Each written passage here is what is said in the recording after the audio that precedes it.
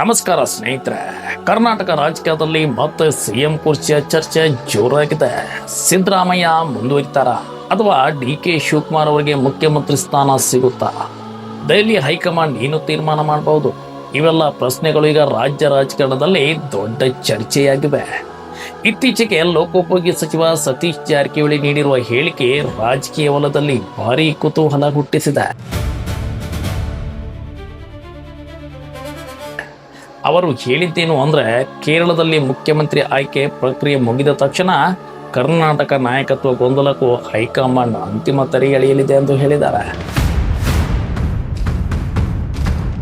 ಅಂದರೆ ಕಾಂಗ್ರೆಸ್ ಹೈಕಮಾಂಡ್ ಈಗ ಕರ್ನಾಟಕ ಸಿಎಂ ಬದಲಾವಣೆ ವಿಚಾರವನ್ನ ಗಂಭೀರವಾಗಿ ಪರಿಗಣಿಸಿದೆ ಎಂಬ ಮಾತುಗಳು ಕೇಳಿ ಬರುತ್ತಿವೆ. ಸದ್ಯಕ್ಕೆ ಕಾಂಗ್ರೆಸ್ ಪಕ್ಷದೊಳಗೆ ಎರಡು ಪ್ರಮುಖ ಬಣಗಳು ಸಕ್ರಿಯವಾಗಿವೆ. ಒಂದು ಸಿದ್ದರಾಮಯ್ಯ ಬಣ, ಇನ್ನೊಂದು ಡಿ.ಕೆ. ಶಿವಕುಮಾರ್ ಬಣ. 2023 ವಿಧಾನಸಭಾ ಚುನಾವಣೆ ನಂತರ ಸಿಎಂ ಆಯ್ಕೆ ಸಮಯದಲ್ಲೇ ಅಧಿಕಾರ ಹಂಚಿಕೆ ಬಗ್ಗೆ ಒಪ್ಪಂದ ನಡೆದಿತ್ತು ಎಂಬ ಮಾತುಗಳು ಆಗಲೇ ಕೇಳಿಬಂದಿದ್ವು. ಅದರ ಪ್ರಕಾರ ಮೊದಲ ಅರ್ಧಾವಧಿಗೆ ಸಿದ್ದರಾಮಯ್ಯ, ನಂತರ ಡಿ.ಕೆ. ಶಿವಕುಮಾರ್ ಅವರಿಗೆ ಅವಕಾಶ ಸಿಗಬಹುದು ಎಂಬ ಚರ್ಚೆ ಇತ್ತು. ಆದರೆ ಈಗ ಆ ವಿಚಾರ ಮತ್ತೆ ಮುನ್ನೆಲೆಗೆ ಬಂದಿದೆ. ಇದೀಗ ಡಿ.ಕೆ. ಶಿವಕುಮಾರ್ ಅವರು ದೆಹಲಿಯಲ್ಲಿ ಬೀಡು ಬಿಟ್ಟಿದ್ದಾರೆ ಎಂಬ ಮಾಹಿತಿ ರಾಜಕೀಯ ವಲಯದಲ್ಲಿ ಸದ್ದು ಮಾಡ್ತಾ ಇದೆ. ಹೈಕಮಾಂಡ್ ನಾಯಕರು ಭೇಟಿಯಾಗಿ ತಮ್ಮ ಪರ ಒತ್ತಡ ತರುತ್ತಿದ್ದಾರೆ ಎನ್ನಲಾಗಿದೆ. ಡಿ.ಕೆ.ಶಿ ಬೆಂಬಲಿಗರು ಹೇಳೋದೇನು ಅಂದ್ರೆ, ಒಪ್ಪಂದದ ಪ್ರಕಾರ ಈಗ ಅಧಿಕಾರ ಹಸ್ತಾಂತರ ಆಗಬೇಕು ಅಂತ. ಆದರೆ ಇನ್ನೊಂದೆಡೆ ಸಿದ್ದರಾಮಯ್ಯ ಬಣ ಮೌನವಾಗಿಲ್ಲ. ಸತೀಶ್ ಜಾರಕಿಹೊಳಿ ಮತ್ತು ಎಸ್.ಸಿ. ಮಹದೇವಪ್ಪ ಸೇರಿದಂತೆ ಹಲವು ನಾಯಕರು ದೆಹಲಿ ತೆರಳಿ ತಮ್ಮ ಅಭಿಪ್ರಾಯವನ್ನು ಹೈಕಮಾಂಡ್ ಮುಂದೆ ಇಟ್ಟಿದ್ದಾರೆ ಎನ್ನಲಾಗಿದೆ. ಅವರು ನೀಡಿರುವ ಮುಖ್ಯ ಸಂದೇಶ ಏನು ಗೊತ್ತಾ? ಸಿದ್ದರಾಮಯ್ಯ ಅವರನ್ನ ಈಗ ಸಿಎಂ ಸ್ಥಾನದಿಂದ ಕೆಳಗಿಳಿಸಿದ್ರೆ ಕಾಂಗ್ರೆಸ್ ಪಕ್ಷದ ಅಹಿಂದ ವೋಟ್ ಬ್ಯಾಂಕ್ ಮೇಲೆ ಪರಿಣಾಮ ಬೀರಬಹುದು ಅಂತ. ಅಹಿಂದ ಅಂದ್ರೆ ಹಿಂದುಳಿದ ವರ್ಗಗಳು, ದಲಿತರು ಮತ್ತು ಅಲ್ಪಸಂಖ್ಯಾತರ ಸಮುದಾಯಗಳು. ಈ ಸಮುದಾಯಗಳು ಕಾಂಗ್ರೆಸ್ ಪಕ್ಷದ ಪ್ರಮುಖ ಮತ ಬ್ಯಾಂಕ್ ಆಗಿದ್ದು, ಸಿದ್ದರಾಮಯ್ಯ ಅವರ ಪ್ರಭಾವ ಅಲ್ಲಿ ಬಹಳ ಜಾಸ್ತಿ ಇದೆ ಎನ್ನಲಾಗುತ್ತಿದೆ. ಹೀಗಾಗಿ ಹೈಕಮಾಂಡ್ ಕೂಡ ಈ ವಿಚಾರದಲ್ಲಿ ತುಂಬಾ ಎಚ್ಚರಿಕೆಯಿಂದ ನಡೆದುಕೊಳ್ತಾ ಇದೆ. ಇದೀಗ ಮತ್ತೊಂದು ಮುಖ್ಯ ಪ್ರಶ್ನೆ ಏನು ಅಂದ್ರೆ, ಬದಲಾವಣೆ ಯಾವಾಗ? ರಾಜ್ಯದಲ್ಲಿ ಬಿಬಿಎಂಪಿ ಮತ್ತು ಸ್ಥಳೀಯ ಸಂಸ್ಥೆಗಳ ಚುನಾವಣೆ ಎದುರಾಗಿವೆ. ಈ ಸಮಯದಲ್ಲಿ ಮುಖ್ಯಮಂತ್ರಿ ಬದಲಾವಣೆ ಮಾಡಿದರೆ ರಾಜಕೀಯವಾಗಿ ರಿಸ್ಕ್ ಆಗಬಹುದು ಎನ್ನುವ ಲೆಕ್ಕಾಚಾರ ಕಾಂಗ್ರೆಸ್ ಒಳಗಡೆ ನಡೀತಾ ಇದೆ. ಅದಕ್ಕಾಗಿ ಮೇ ಅಂತ್ಯದವರೆಗೆ ಸಮಯ ತೆಗೆದುಕೊಂಡು ಹೈಕಮಾಂಡ್ ನಿರ್ಧಾರ ಮಾಡಬಹುದು ಎಂಬ ಮಾತುಗಳು ಕೇಳಿ ಬರ್ತಾವೆ. ಇನ್ನೊಂದೆಡೆ ಮುಖ್ಯಮಂತ್ರಿ ಸಿದ್ದರಾಮಯ್ಯ ಅವರ ಹೇಳಿಕೆಯು ಸಾಕಷ್ಟು ಗಮನ ಸೆಳೀತಾ ಇದೆ.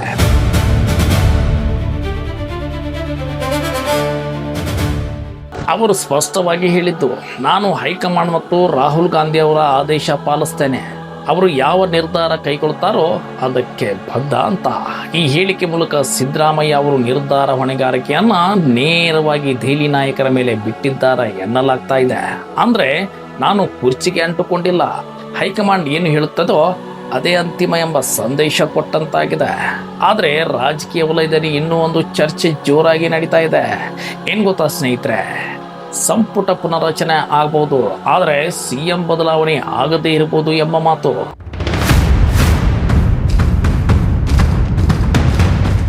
ಕೆಲವರು ಸಚಿವರನ್ನ ಬದಲಾಯಿಸಿ ಅಸಮಾಧಾನ ತರಿಸುವ ಪ್ರಯತ್ನ ಕಾಂಗ್ರೆಸ್ ಮಾಡಬಹುದು ಎನ್ನಲಾಗ್ತಿದೆ. ಮಾಜಿ ಸಚಿವ ಕೆ.ಎನ್. ರಾಜಣ್ಣ ಕೂಡ ಇದೇ ರೀತಿಯ ಅಭಿಪ್ರಾಯ ವ್ಯಕ್ತಪಡಿಸ್ತಾ ಇದ್ದಾರೆ. ಅವರು ಹೇಳಿದ್ದು, ಸಂಪುಟ ಪುನರಚನೆ ಆದರೂ ಸಿದ್ದರಾಮಯ್ಯ ಅವರ ಸಿಎಂ ಸ್ಥಾನಕ್ಕೆ ಯಾವುದೇ ಧಕ್ಕೆ ಇಲ್ಲ. ಆದರೆ ದಿನನಿತ್ಯ ನಡೆಯುತ್ತಿರುವ ಈ ಗೊಂದಲಕ್ಕೆ ಹೈಕಮಾಂಡ್ ಬ್ರೇಕ್ ಹಾಕಬೇಕು ಅಂತ. ಒಟ್ಟಾರೆಯಾಗಿ ನೋಡಿದ್ರೆ ಕರ್ನಾಟಕ ಕಾಂಗ್ರೆಸ್ ಒಳಗಿನ ನಾಯಕತ್ವ ಚರ್ಚೆ ದಿನದಿಂದ ದಿನಕ್ಕೆ ಹೆಚ್ಚಾಗ್ತಾ ಇದೆ. ಒಂದು ಕಡೆ ಡಿ.ಕೆ. ಶಿವಕುಮಾರ್ ಬೆಂಬಲಿಗರು ಒಪ್ಪಂದ ಪಾಲನೆ ಆಗಲೇಬೇಕು ಅಂತ ಒತ್ತಡ ತರ್ತಾ ಇದ್ರೆ, ಮತ್ತೊಂದು ಕಡೆ ಸಿದ್ದರಾಮಯ್ಯ ಬೆಂಬಲಿಗರು ಅಹಿಂದ ನವೀಕರಣಕ್ಕೆ ಧಕ್ಕೆ ಆಗಬಾರದು ಅಂತ ಎಚ್ಚರಿಕೆಯನ್ನ ನೀಡ್ತಾ ಇದ್ದಾರೆ. ಈ ನಡುವೆ ಕಾಂಗ್ರೆಸ್ ಹೈಕಮಾಂಡ್ ಯಾವ ನಿರ್ಧಾರ ತೆಗೆದುಕೊಳ್ಳುತ್ತದೆ ಅನ್ನೋದು ಈಗ ಎಲ್ಲರ ಕುತೂಹಲವಾಗಿದೆ. ಸಿದ್ದರಾಮಯ್ಯ ಮುಂದುವರಿತಾರಾ ಅಥವಾ ಡಿ.ಕೆ. ಶಿವಕುಮಾರ್ ಅವರಿಗೆ ಅವಕಾಶ ಸಿಗುತ್ತಾ?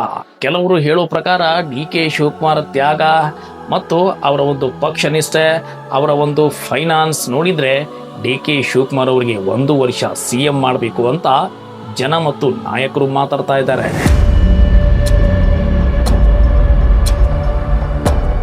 ಈ ಎಲ್ಲ ಪ್ರಶ್ನೆಗಳಿಗೆ ಉತ್ತರ ಮುಂದಿನ ಕೆಲವು ವಾರಗಳಲ್ಲಿ ಸಿಗ್ಬೋದು ಅಂತ ಯೋಚನೆ ಮಾಡ್ತಾ ಇದ್ದಾರೆ ಜನ.